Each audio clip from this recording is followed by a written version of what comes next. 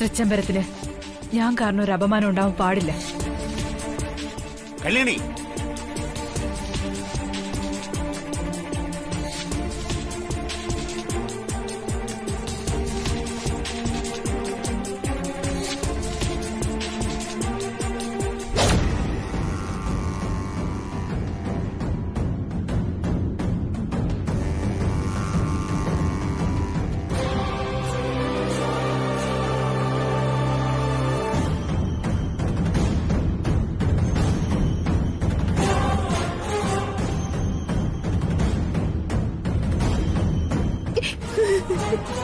അങ്ങോട്ട് നടക്കടി. Anti, anti.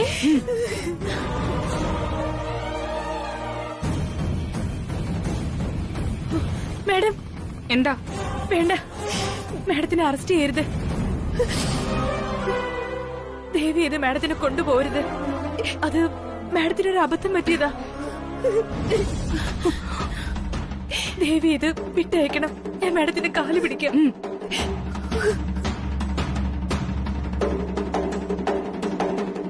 Sir, ഒന്ന് വിട്ടയക്കാൻ പറയൂ സർ, പ്ലീസ് സർ.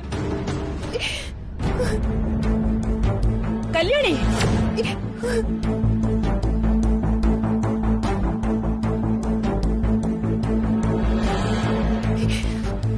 കല്യാണി, നീ എന്തായി കാണിക്കുന്നേ? നിന്റെ ഈ സ്വഭാവം കൊണ്ടാ ഇവളെന്ത് ചെയ്തിട്ടും അത് ഇതുവരെ പുറത്തു വരാതിരുന്നത്. മലൂഞ്ഞെ, അരുത് മാഡം. ഞാൻ കാലിൽ വീണ് അപേക്ഷിക്കാം. വിലാസിനെ മാഡത്തിന് ജയിലിലേക്ക് വിടരുത്. മാഡം, വിലാസിനെ മാഡത്തിന് ജയിലിലേക്ക് വിടരുത്. മാഡത്തിന് ഇനിയും മാറ്റം വരും. ഒന്ന് ക്ഷമിച്ചൂടെ? കല്യാണി, എന്താ ഇത്? എഴുന്നേക്ക്. കല്യാണി, നീ എന്തായി കാണിക്കുന്നേ? അമ്മയുടെ കാൽക്കൽ നിന്ന് എഴുന്നേക്ക്. ഇല്ല മാഡം, ഇക്കാര്യം പറയട്ടെ, എന്നിട്ട് ഞാൻ എഴുന്നേക്കൂ. കല്യാണി, നീ മാഡത്തിന്റെ കാലിൽ നിന്ന് വിടുക. ഇല്ല, അവരോട് പറയും മാഡം.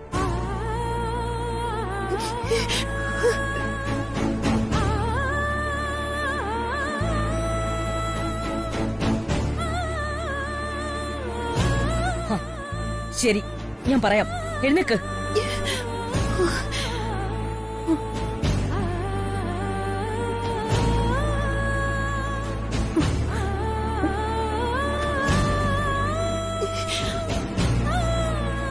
കല്യാണി, നീ ഇങ്ങനെ ചിന്തിക്കുള്ളൂ എന്ന് എനിക്കറിയാം. കാരണം നീ നിൽക്കുന്ന ദാസേട്ടന്റെ മകളാ. പൊറുക്കാനേ അറിയൂ, വെറുക്കാൻ അറിയില്ല.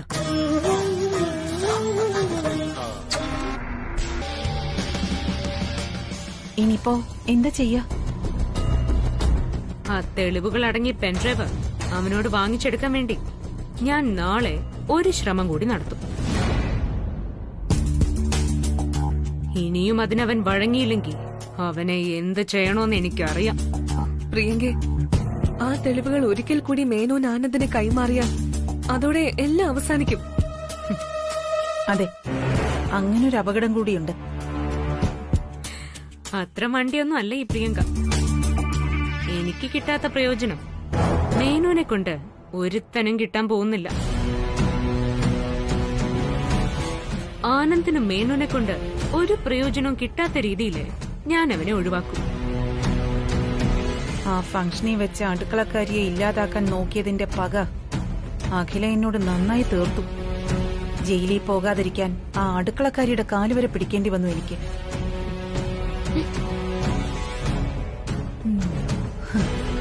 എന്റെ ചങ്കിന്റെ നീറ്റൽ അടങ്ങണമെങ്കിൽ എനിക്ക് നീട്ടിയ കൈ വിലങ്ങ് അഖിലയുടെ കയ്യിൽ വീണ് കാണണം എനിക്ക്. ഗുഡ്. അതെ ആന്റി. ആന്റിയോട് ചെയ്തതിനൊക്കെ ആന്റി പകരം വീട്ടണം. വെറുതെ വിടരുത്. തന്ത്രങ്ങളുമായി ഒരു തേരാളിയെ പോലെ ഞാനുണ്ടാവും കൂടെ. ഒരു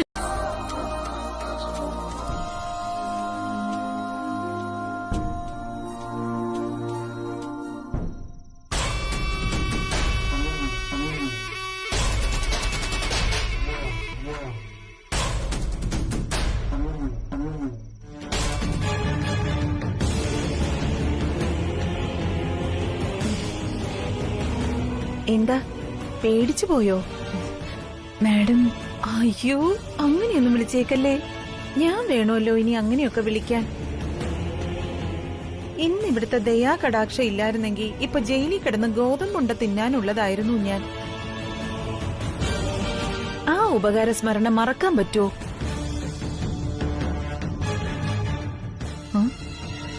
ആ, നീ എന്താ നോക്കുന്നേ? ഓ, ആ സ്മരണയിൽ കിടന്നിട്ട് ഉറക്കം വരാതെ ഈ മുതുപാതിരാക്കി നന്ദി അറിയിക്കാൻ ഞാൻ വന്നതാണെന്ന് കരുതിയോ നീ? എങ്കിലേ നിനക്ക് തെറ്റി. ആ, നീ അകത്തോട്ട് നോക്കണ്ട, നിന്റെ തന്തപ്പടി വന്നിട്ടുണ്ട്. മോളെ ചായ ഇട്, അച്ഛനൊന്ന് കുളിച്ചിട്ട് വരാന്നും പറഞ്ഞ് കുളിക്കാൻ കേറിയിരിക്കുക. മോളെ അടുക്കളയിൽ എന്തോ ജോലിയിലാണെന്ന് കരുതിയിരിക്കുക പാവം.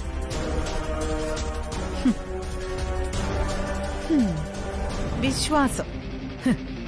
അയാൾക്കറിയില്ലല്ലോ മകള് നിലാവിലും മരം ചുറ്റി പ്രണയിക്കുകയായിരുന്നു.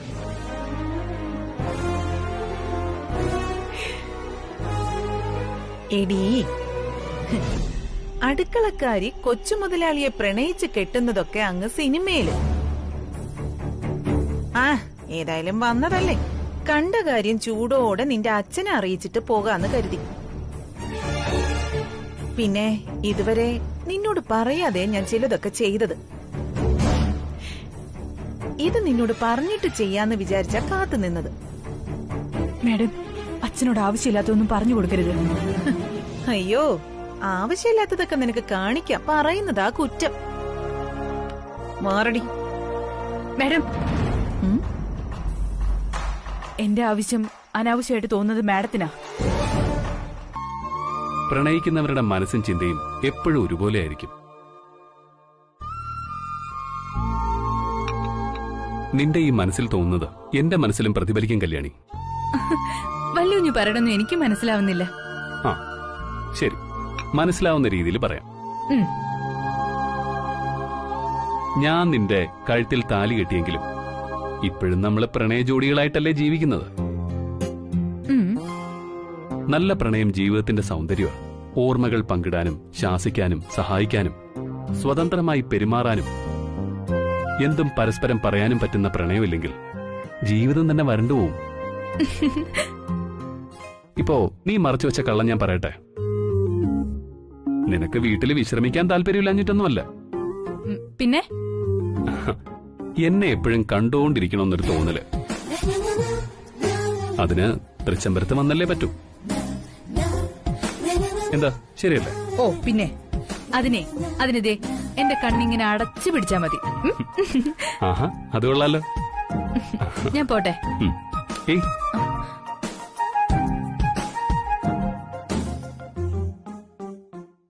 കല്യാണി, നിന്റെ കാലിന്റെ വേദന മുഴുവൻ മാറിയോ? മാറി. നല്ല ക്ഷീണമുണ്ട് എന്റെ കെട്ടികളുടെ മുഖത്ത്.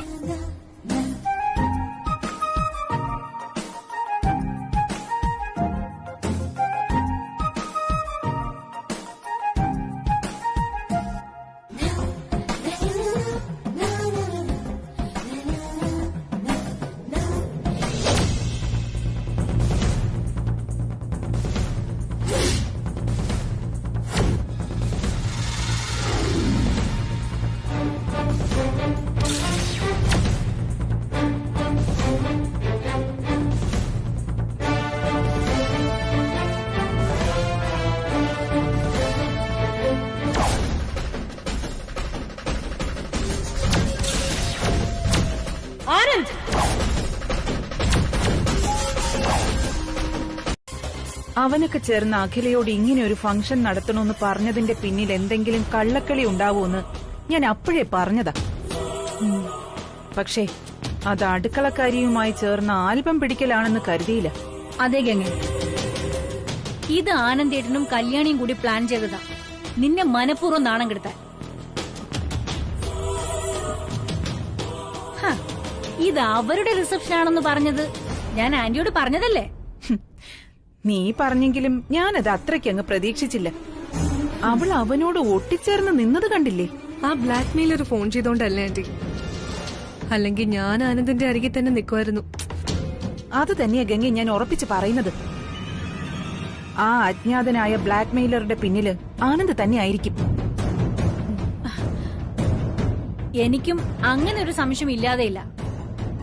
ഏതായാലും ആനന്ദ് ഫോട്ടോ കാണിച്ച് നിന്നെ വെല്ലുവിളിച്ചല്ലോ. ഇപ്പൊ നിന്റെ മനസമാധാനം നഷ്ടപ്പെട്ടതുപോലെ അവന്റെ മനസമാധാനവും നഷ്ടപ്പെടണം.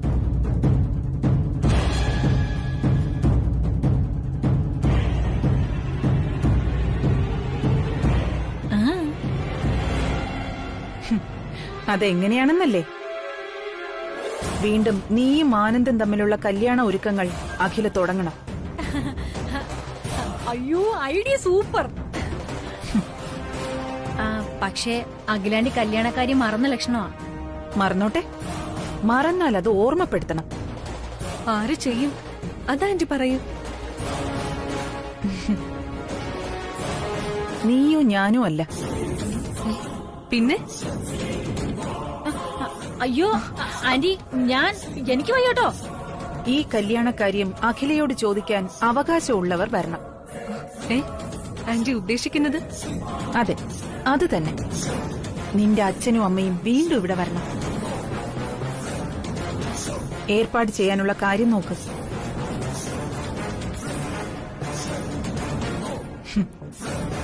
അവര് വന്ന് ചോദിക്കട്ടെ. അവരുടെ ചോദ്യത്തിന് വ്യക്തമായ മറുപടി അഖില കൊടുത്തേ പറ്റൂ.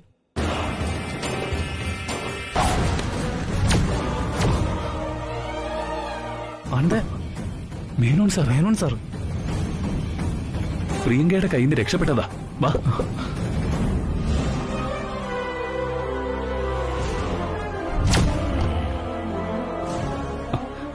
എന്തു പറ്റി സാർ? സാർ, പ്രിയങ്കയുടെ കയ്യിൽ നിന്ന് സാർ എങ്ങനെ രക്ഷപ്പെട്ടത്? സാർ, എന്തു പറ്റി? സാർ, എന്താ ഒന്നും മിണ്ടാത്തെ? പറയൂ സാർ, എന്താ പറ്റിയത്? മേനോൻ സാർ, സാർ എന്തെങ്കിലും ഒന്ന് പറയൂ സാർ. അവള് മയക്കുമരുന്ന് ഇഞ്ചക്ട് ചെയ്ത് മേനോൻ സാറിന്റെ ബോധം തകർത്തു എന്നൊരു സംശയമുണ്ട്. മേനോൻ സാർ, ഇങ്ങോട്ട് നോക്കൂ, എന്നെ നോക്കൂ. ഞാൻ സുബ്രു, ഇത് ആനന്ദ്. ഞങ്ങൾ രണ്ടുപേരും നിങ്ങളെ തേടി നടക്കുമായിരുന്നു. എന്റെ പേര് മേനോൻ എന്നാണ്. നിങ്ങൾക്ക് എന്നെ അറിയൂ?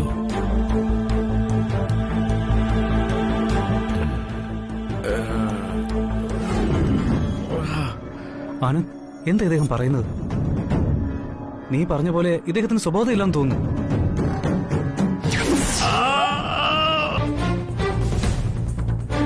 അല്ലെങ്കിൽ ആനന്ദ് കല്യാണിയും വീൽ ചെയറിൽ വെച്ച് ചേച്ചിയുടെ മുമ്പിലേക്ക് തള്ളിക്കൊണ്ടുവരേണ്ട കാര്യം ഉണ്ടായിരുന്നോ? അല്ലെങ്കിൽ ചേച്ചി തന്നെ ഒന്ന് ആലോചിച്ച് നോക്കിയേ.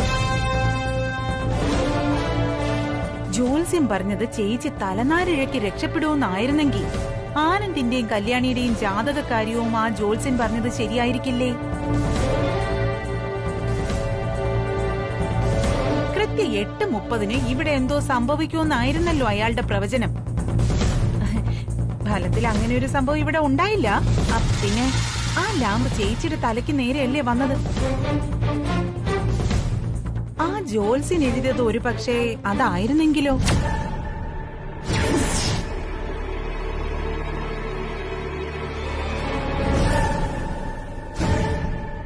ഞാൻ ആ കുറിപ്പ് മാറ്റിയത് ഇവൾ അറിഞ്ഞ മട്ടിലാണല്ലോ സംസാരിക്കുന്നത്.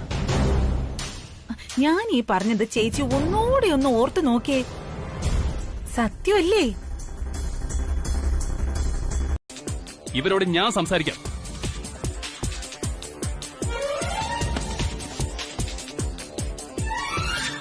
ഈ വീട്ടിൽ എന്റെ അമ്മയ്ക്ക് കിട്ടുന്ന മര്യാദയുടെ ഒരു 10% നിങ്ങൾക്ക് കിട്ടാത്തത് നിങ്ങളുടെ ഈ ദുസ്വഭാവം കൊണ്ടാണ്. മറ്റുള്ളവരുടെ ഇല്ലാത്ത കുഴപ്പങ്ങൾ കണ്ടുപിടിക്കുക നിങ്ങളുടെ പ്രധാന ലക്ഷ്യം. ഏത് നിമിഷവും കല്യാണിയോടുള്ള പക, എന്നോടുള്ള വൈരാഗ്യം, ഇനിയെങ്കിലും ഒന്ന് നിർത്തിക്കൂടെ നിങ്ങൾക്ക്? നിങ്ങൾ ചെയ്യുന്ന ഈ മഹാപാപമൊക്കെ നിങ്ങളുടെ മക്കളുടെ തലയിലാ വന്ന് വീഴുന്നത്. നിങ്ങളൊരു സ്ത്രീയാണോ? നിങ്ങളുടെ ശല്യം സഹിക്കാതെ ജീവനും കൊണ്ട് ഓടിയിരിക്കുക എന്റെ ഇളയച്ചൻ അന്യരാജ്യത്തേക്ക്.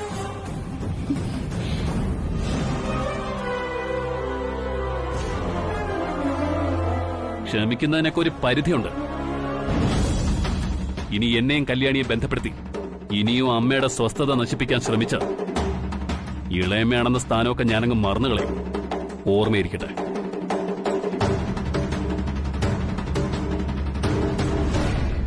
കൺമുന്നിൽ ഇങ്ങനെ ഒരു മഹാശാപം പോലെ നിൽക്കാതെ ഒന്ന് പോയി തന്നൂടെ?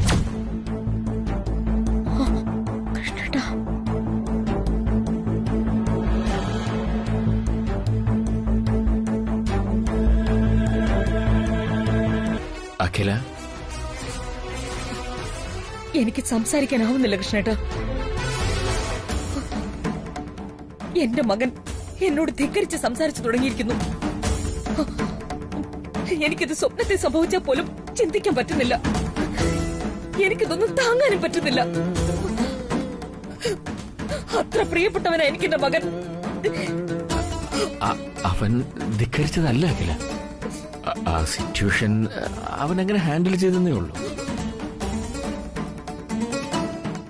ജീവിത ബന്ധങ്ങൾ പുള്ളിയുടെ തോട് പോലെ എന്നാ പറയാറ്. ഇളക്കി ഇളക്കി വന്നു കഴിയുമ്പോൾ ഒന്നും ഉണ്ടാവില്ല. പക്ഷേ അപ്പോഴേക്കും കണ്ണു നിറഞ്ഞിരിക്കും.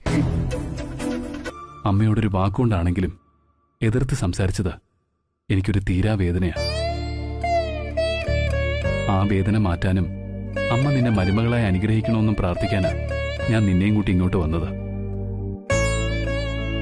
വല്യുഞ്ഞിന്റെ പ്രാർത്ഥന ദൈവം ഉറപ്പായിട്ടും കേൾക്കും. വരൂ, നമുക്ക് അമ്പലത്തിലേക്ക് പോവാം. നിന്നെയും എന്നെയും ഒരുമിച്ച് ചേർത്ത് ദൈവത്തോട് നമ്മൾ ഒരുമിച്ച് പ്രാർത്ഥിച്ച അതിനുള്ള ഫലം കിട്ടും കല്യാണി. വാ.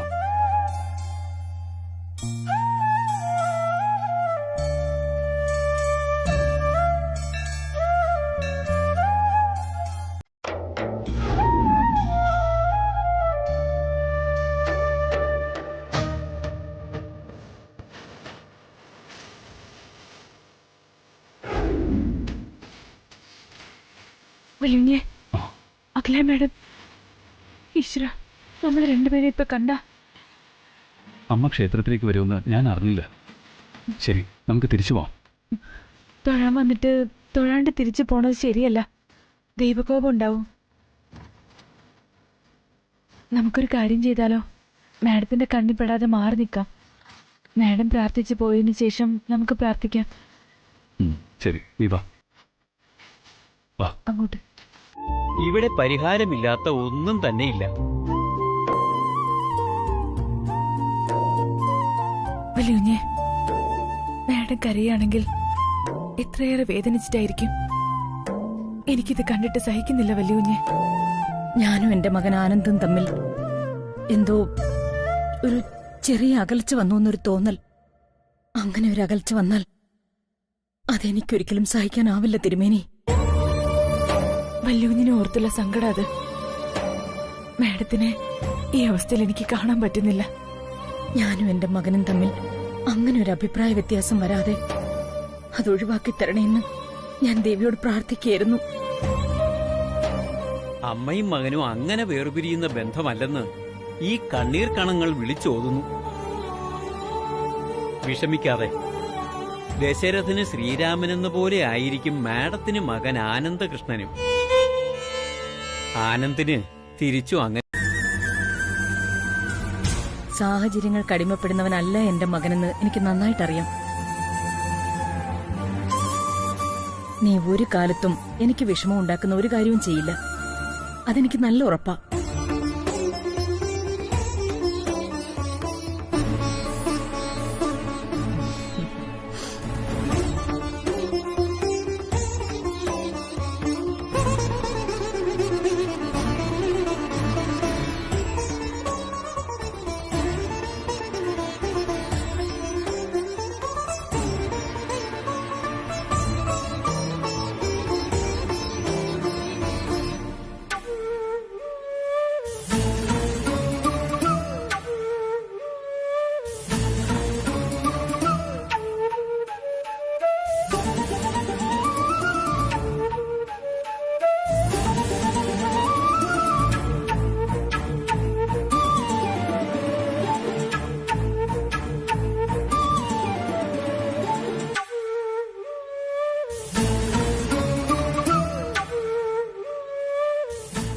വിഷമിക്കുന്നത്.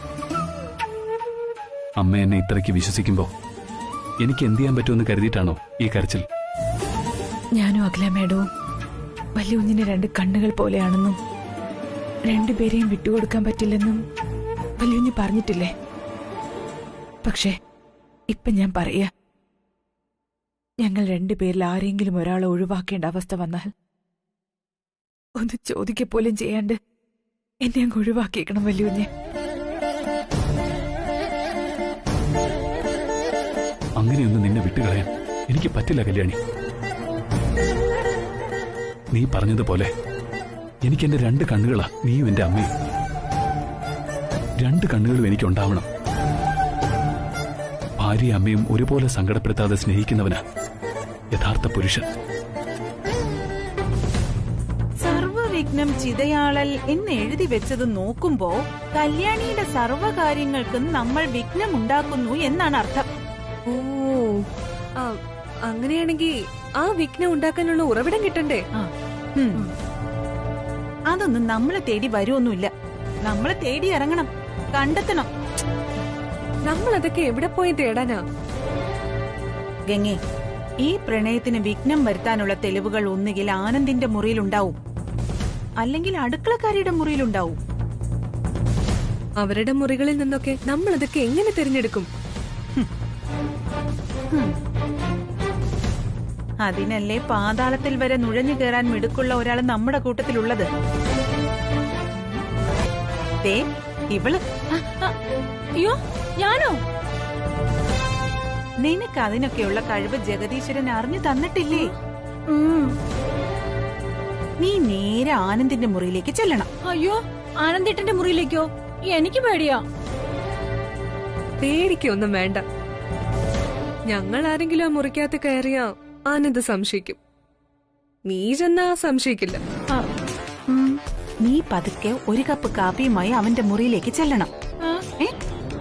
എന്നിട്ട് അവിടെയൊക്കെ ചുറ്റിപ്പറ്റി സ്നേഹഭാവത്തിൽ നിൽക്കണം.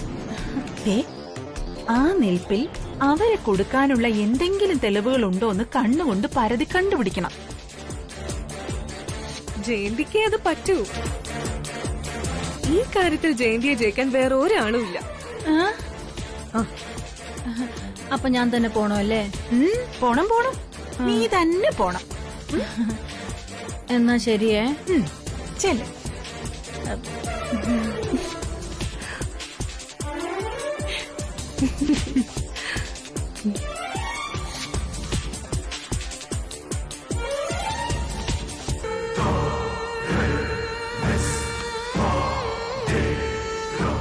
പോയി.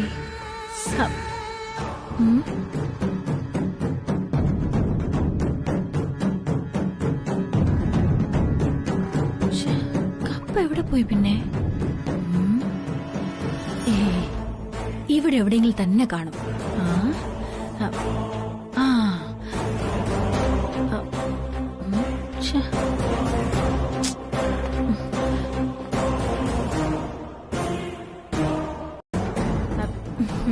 ഇവിടെ വെച്ചു.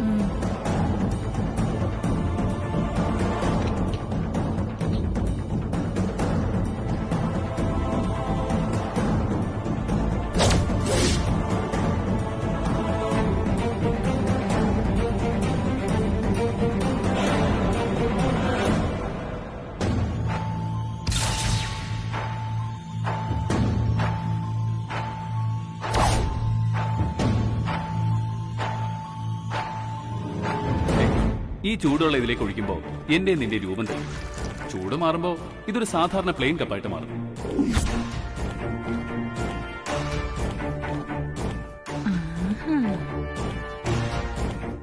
ഈശ്വര, ഇത് വല്യൂഞ്ഞ് വാങ്ങിയ കപ്പാണല്ലോ.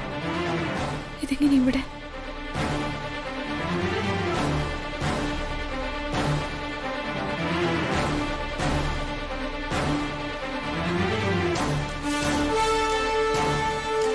കല്യാണി,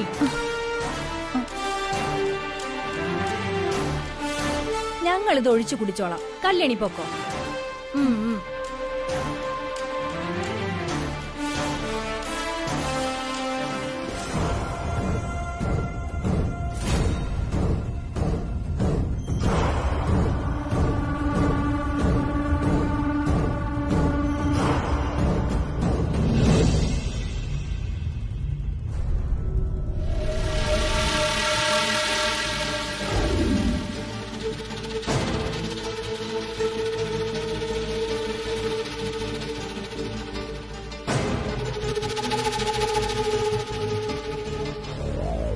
നമുക്ക് ആലോചിക്കാം. Good morning sir. Good morning sir. Good morning. ഇരിക്കൂ സാർ.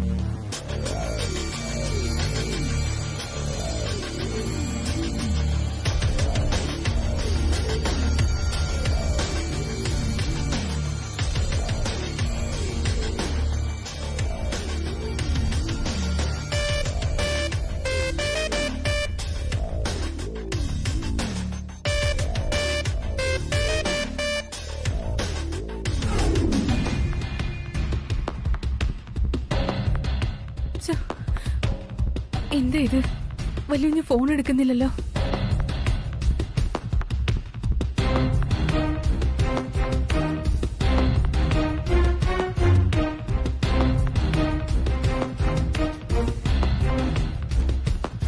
ഫോൺ എടുക്കും വലിയ കുഞ്ഞെ.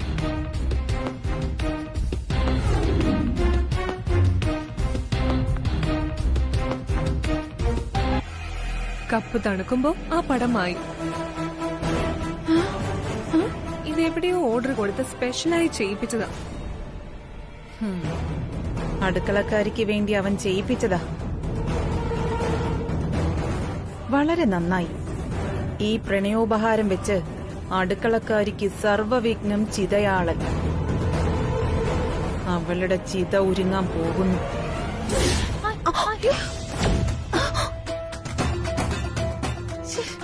എന്താടി ഈ കാണിക്കുന്നേ? ആന്റി, കയ്യിലേക്ക് ദൈവം കൊണ്ടുവന്ന സാധനം താഴെയിട്ട് പൊട്ടിക്കാൻ നോക്കുന്നോ? നിന്നെ കൊല്ലും ഞാൻ. വിട ആന്റി. ഈ കപ്പ് വെച്ച് ആ അടുക്കളക്കാരിയെ കത്തിക്കാൻ എന്താ വഴിയെന്ന് ആലോചിക്കും. വഴിയൊക്കെ ഞാൻ ആലോചിച്ചു കഴിഞ്ഞു. ഒക്കെ കാണിച്ചു തരാം.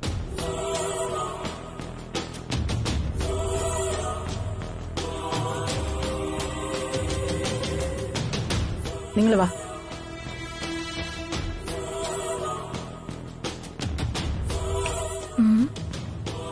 എന്തായിരിക്കും നടക്കാൻ പോകുന്നത്?